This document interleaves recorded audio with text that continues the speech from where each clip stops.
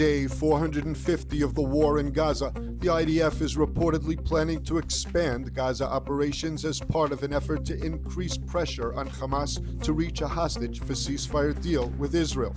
IDF Chief ILTV said that troops will be relocated from Lebanon and other fronts and returned to Gaza.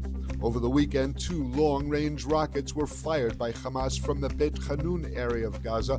During the course of the war, the army has eliminated almost all of the Hamas rocket capabilities. The 2 rockets were shot down without causing damages. The IDF responded firmly, ordering urgent evacuation orders for the area where the rockets were fired from. A map was published showing areas that needed to immediately evacuate, with civilians ordered to head south to be out of danger.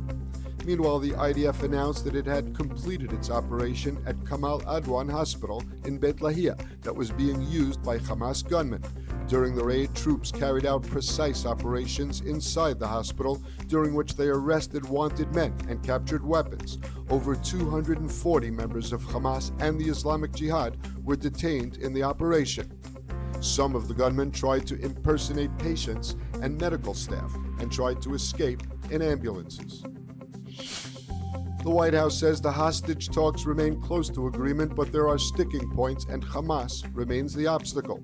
That's the word from U.S. Security Advisor John Kirby, who told reporters the U.S. is feverishly working to broker the agreement, but the terror group continues to throw up obstacles. Kirby said President Biden remains committed to reach a deal before leaving office on January 20th. Kirby said the sides were very, very close to an agreement.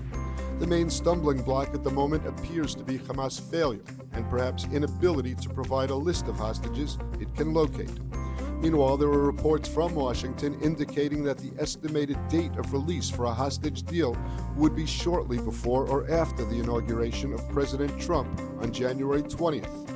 Those reports say that Hamas may agree to a brief deal that would see a limited number of hostages released as a gesture to the incoming president. Prime Minister Netanyahu will today undergo surgery to remove his prostate. The Prime Minister's office made the announcement, saying that the surgery will take place after today's cabinet meeting, which will be held as usual. Last Wednesday, Netanyahu, who is age 75, underwent an examination at Hadassah Hospital in Jerusalem, and doctors discovered an infection in his urinary tract resulting from a benign enlargement of the prostate. Since the diagnosis, Netanyahu has been taking antibiotics to treat the infection. Experience the power of truth with ILTV News. If you're looking for quality content and captivating visuals, join our news community and become an integral part of our team as we embark on a mission to unveil the real Israel, dismantling the web of lies and misinformation that surround reporting on Israel. By subscribing to ILTV News, you will not only have access to the latest updates, but you will also amplify our message, creating a ripple effect that carries the truth far and wide. Subscribe today and help reshape the narrative. Available on the web, Android, and Apple.